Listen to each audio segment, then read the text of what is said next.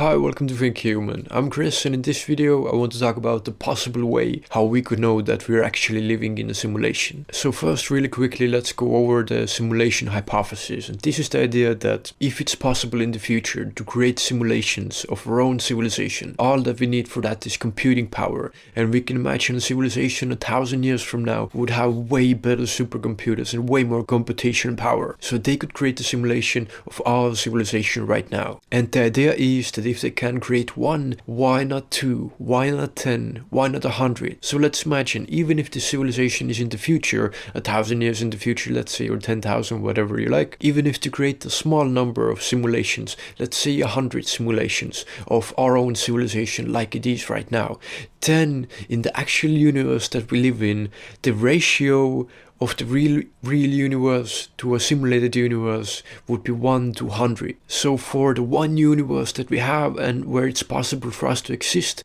there is 100 universes that are simulated. So then it's quite clear that the odds of us being in some kind of simulation is much higher than us living in actual ground reality. Now, 100 is a really arbitrary and also really small number. If it can be 100, why not 1,000? Why not 10,000 million? And then the odds of us being in a simulation actually rise quite significantly, and then it becomes quite ridiculously unlikely that we're living in a real world. You know, this is a thought experiment. We shouldn't maybe to take it too seriously. I don't lose much sleep on this. I don't stay awake at night, thinking if we're actually living in a simulation. Like, maybe this is just us as human beings. We like to think this way, but it doesn't feel like we're living in a simulation. But like, how would we know? But essentially the thought experiment is this, and it's quite solid just on a logical basis. If it's possible to create simulations of the universe we live in, even just our own solar system, for example, then if we have the computational power in the future to create these simulations, and even if a really small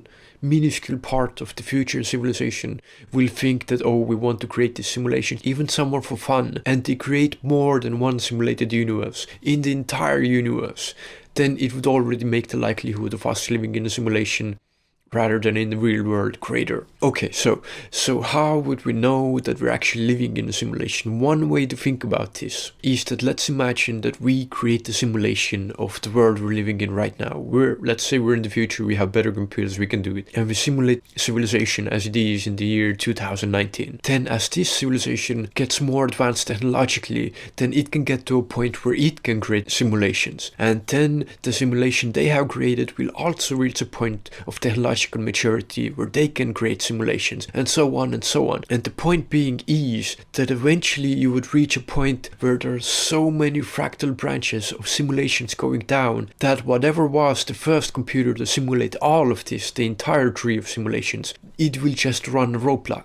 There will become a point where it's no longer possible to make any more simulations because the raw computational power would just run out. So there will become a point where, depending on the actual simulation program is built, you can either no longer create the program or it will lag or something like that. So this is the idea of a simulation burnout, that there will become a point where you can no longer make simulations because there has been so many simulations before that, like a tree branching down into two always, and not even into two, it's probably exponentially more than that. So this, I think, is quite a solid argument because all of the simulations do require some kind of energy, some kind of calculations to be done, and it cannot just run infinite simulations. So at one point, somewhere down along the tree, there will become a point where it's no longer possible to run the simulation. How would we know about it? I have no idea. But if we were in one of the bottom simulations, it might turn out that it's not possible for us to create simulations, and that would be really bizarre. So these are just some of the thoughts about the simulation argument